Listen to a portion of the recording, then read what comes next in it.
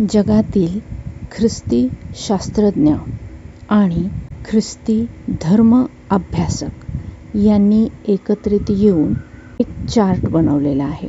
यामध्ये चर्चमध्ये किंवा जगभरात अस्तित्वात असलेल्या वेगवेगळ्या धर्मांमध्ये विज्ञानाच्या प्रगतीमुळे जे वेगवेगळे विश्वासणारे गट किंवा विचारवंतांचे गट तयार झालेले आहेत त्याबद्दलची माहिती त्यामध्ये त्यांनी अगदी पद्धतशीरपणे बसवली आहे.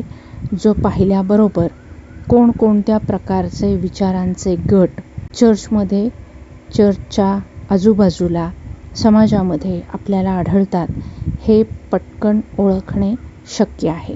बायबल अभ्यासक आणि वैज्ञानिक शास्त्रज्ञ यांनी तयार केलेल्या या तक्त्यामध्ये आपण बघू शकता की विचारसरणीचे जे वेगवेगळे 5 गट आहेत. पहिला गट आहे तरुण पृथ्वी किंवा सृष्टी किंवा विश्व असे मानणारा शास्त्रज्ञांचा किंवा चर्च पुढाऱ्यांचा किंवा चर्चमधील भक्तगणांचा गट. दुसरा गट आहे प्रगतिशील विचारसरणी असणाऱ्या शास्त्रज्ञांचा, चर्च पुढाऱ्यांचा किंवा विश्वासणाऱ्यांचा गट.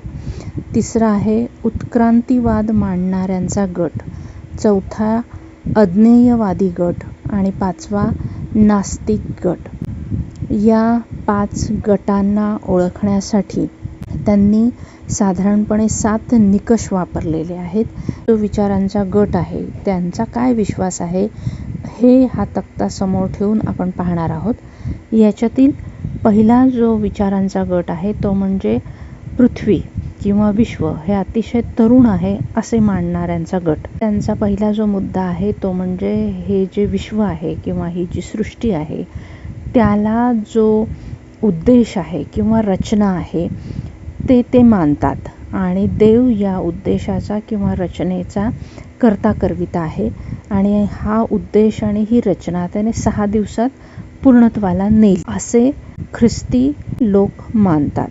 जे इतर धर्मीय बांधव आहेत ते त्यांच्या धर्मातील जी लिखाणं आहेत त्याच्यामध्ये जे काही उल्लेख आहेत त्याचा शब्दशः अर्थ घेतात. दुसरा जो मुद्दा आहे विश्वाची रचना. यामध्ये हे जे तरुण विश्वनिर्मिती मानणारे लोक आहेत त्यांचं मत आहे की देव या सगळ्याचा निर्माणकर्ता आहे. देव आहे आणि त्यामुळे तो या सगळ्याचा निर्माणकर्ता आहे. त्याचा काहीतरी उद्देश आहे. त्याने केलेली ही रचना आहे.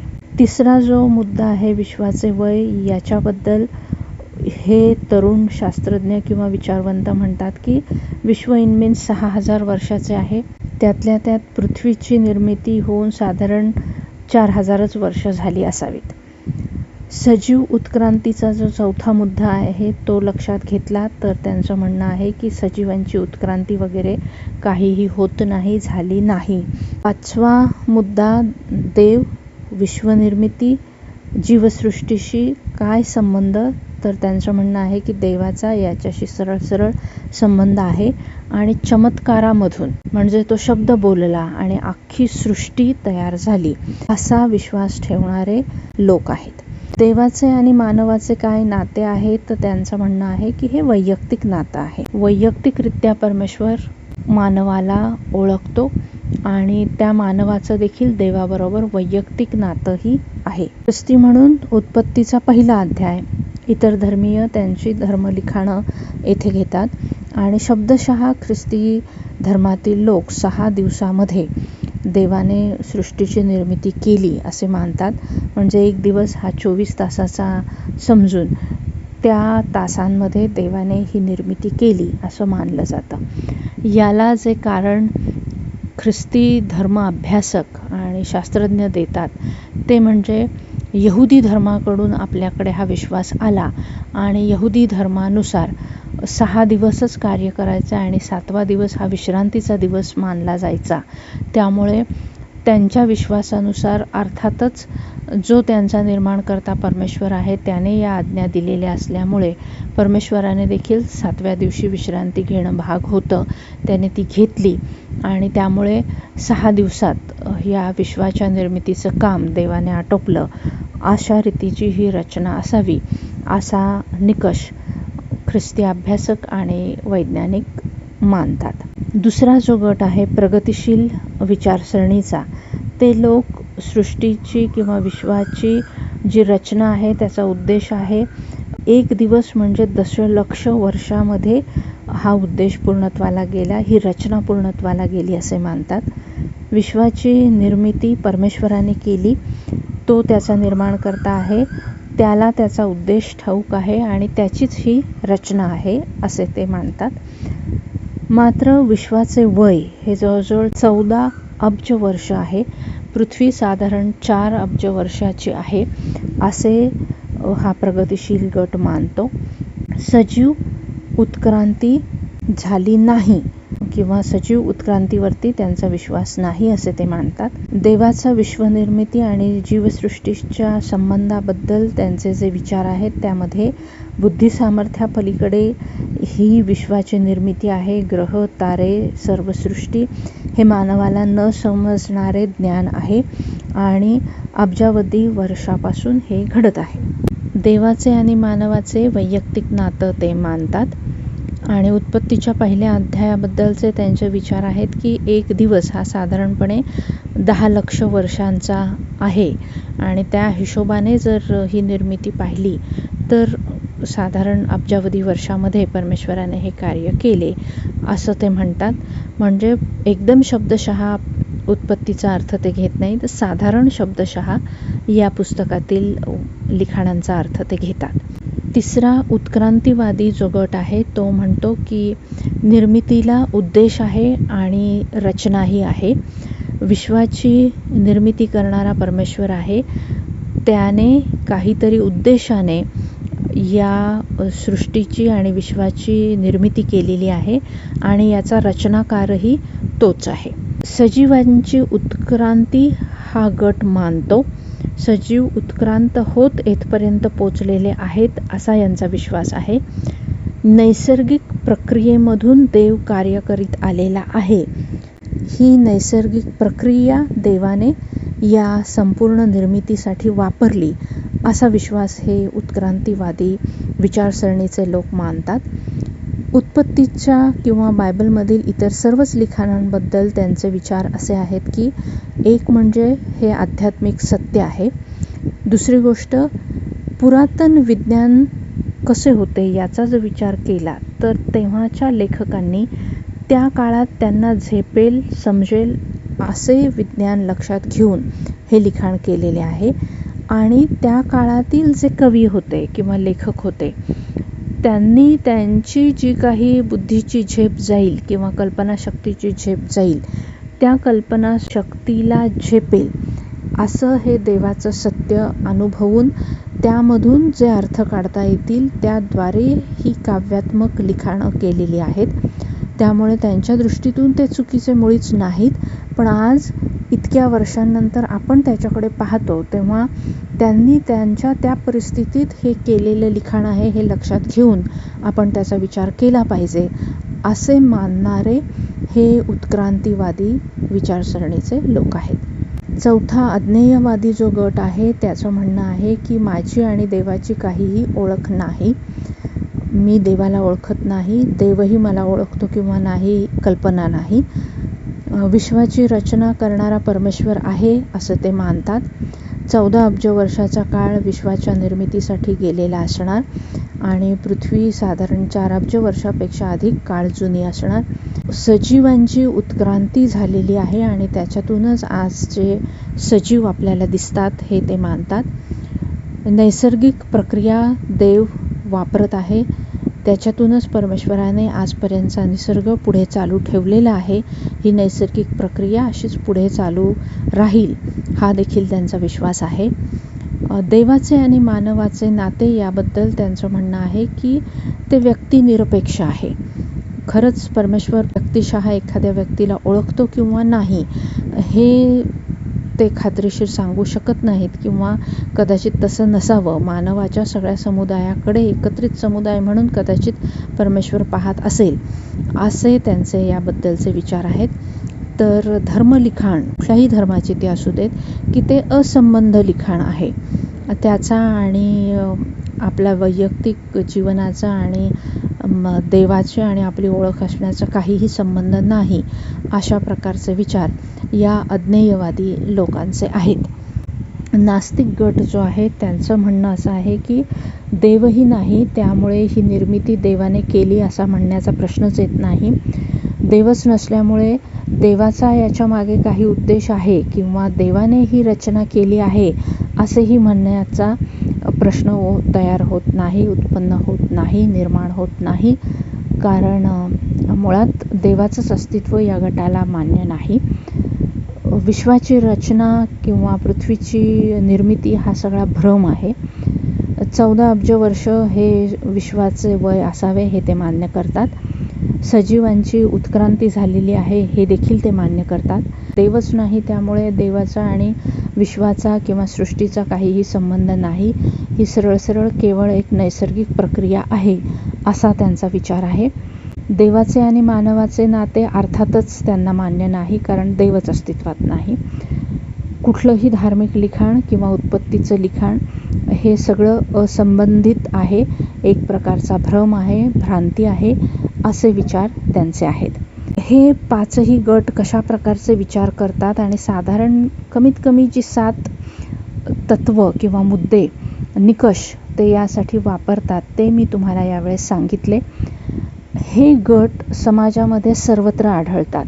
जसे कुठल्याही धर्मामध्ये पंथ आहेत, उपपंथ आहेत, त्यानुसार त्यांच्या धार्मिक चाली, रीती, परंपरा, रूढी, विचार, कृती हे आपल्याला आढळतं. त्यांचं राहणीमान तसं दिसतं, ते तशा प्रकारची संस्कृती तयार करतात, त्यांचं वागणं तसं असतं, त्यांची जीवनशैली आहे, त्याच्यातील पद्धती हा त्यांचा विश्वास काय आहे हे दाखवणारी आहेत.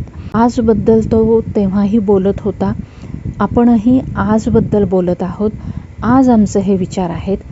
आज जेव्हा आपण हे निकष लावून पाहू तेव्हा आपल्यातील प्रत्येकाने हे तपासून बघायचं आहे की याच्यातील कुठल्या गटात मी बसतो, मी कोणत्या प्रकारचे विचार मांडणारा आहे.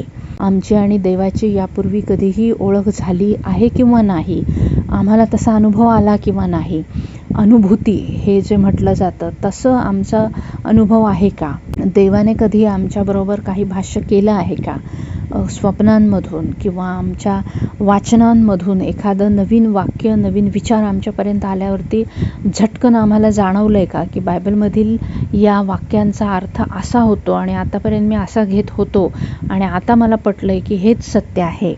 किंवा जसं मी साक्ष देताना नेहमी म्हणते की प्रयोगशाळेमध्ये जिओलॉजीच्या स्लाईड्स असू देत किंवा बायोलॉजीच्या असू देत किंवा झूलॉजीच्या असू देत, त्या पेशींची रचना पाहताना किती गहन ही रचना आहे, किती शिस्तबद्ध आहे आणि याच्यात खरंच उत्क्रांतीनुसार कसे बदल होत जातात आणि किती अगदी प्रमाणबद्ध ही सगळी रचना आहे हे पाहताना मी जेव्हा शिक्षकांना हे विचारायचे की हे कसं होतं, कोण करतं, याच्या मागची शिस्त देणारा किंवा यावर अंकुश ठेवणारा किंवा यावरती ताबा ठेवून कधी ते बदललं पाहिजे, कसं बदललं पाहिजे हे करणारं कोणी आहे का. आणि विज्ञानाचे काही शिक्षक दैववाद सांगायचे, काही नाही सांगायचे, पण मी स्वतः दैववादी असल्यामुळे मी या सगळ्याचं क्रेडिट परमेश्वराला देत गेले की ह्या सगळ्याचा निर्माण करता, या सगळ्याची शिस्त लावून देणारा आणि सुरुवातीपासून आतापर्यंतचे बदल दर्शविणारा आणि ते समजून घेण्यासाठी आवश्यक ती बुद्धी मला देणारा परमेश्वर आहे.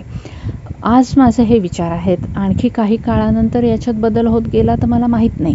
आणि त्यामुळे येशू जेव्हा आजबद्दल बोलतो तेव्हा तो आम्हा सगळ्यांनाच एका सुरक्षित वातावरणामध्ये ठेवतो की आज आम्ही असे आहोत, उद्या आम्ही बदलू याची खात्री देता येत नाही. आणि म्हणून आज मला काय पटलेलं आहे, ते जे विचार पटलेत त्यानुसार माझी कृती आहे का, तुमच्या विश्वासानुसार तुम्हाला प्राप्त होईल हे येशू ख्रिस्त म्हणूनच म्हटलेलं आहे की आज तुमचा विश्वास काय पक्का झालेला आहे आणि आज जर तुम्हाला काही गोष्टी पटल्यात त्यानुसार तुम्ही त्या कृतीत आणताय का. आजच्या विश्वासानुसार तुमची कृती नाही तर उद्या तुमचे विश्वासातले साचे आहेत ते बदलले तरीही तुमची कृती जर बदलली नाही तर त्याचा काही उपयोग नाही. आणि म्हणून आजचा तुमचा विश्वास आणि त्याला साजेशी आज तुमची कृती असणं हे एकत्रित जाणं जास्त गरजेचं आहे. यापैकी कुठल्याही गटातले तुम्ही असा, हे पाहत असताना दुसरा हा महत्त्वाचा मुद्दा आहे की आम्ही प्रीती करणारे आहोत, क्षमा करणारे आहोत, एकमेकांना समजून घेणारे आहोत. आज जर कोणी माझ्यापेक्षा खालच्या पातळीवरती आहे किंवा त्या विचारांपर्यंत काही कारणास्तव कदाचित त्यांना अभ्यासासाठी जे आवश्यक वातावरण आहे ते मिळालेलं नाही, जी पुस्तकं त्यांना वाचायला मिळणं गरजेचं होतं ती मिळालेली नाहीत, ज्या एका कुंपणामध्ये ते वावरतात त्या कुंपणातील सर्वच लोकांचे विचार त्यांच्याच सारखे आहेत, वेगळ्या विचारांच्या लोकांबरोबर त्यांना भेटता आलं नाही, जगामध्ये कसे विचारसरणीचे लोक आहेत आणि वेगळ्या विचारांनी ते जगत असले तर त्यांना काय त्रास होतो किंवा कसं त्यांचा फायदा होतो याचं परीक्षण करण्याची संधी त्यांना न मिळाल्यामुळे आपण ज्या कुंपणात आहोत त्या कुंपणाच्या बाहेर पडणं याचं धाडस कदाचित त्यांचं झालं नाही किंवा आपल्या कुंपणाच्या पलीकडे पण काही विश्व आहे हेच त्यांना माहीत नाही. अशी अनेक कारणं आहेत की ज्यामुळे ते आज त्या कुंपणामध्ये आहेत.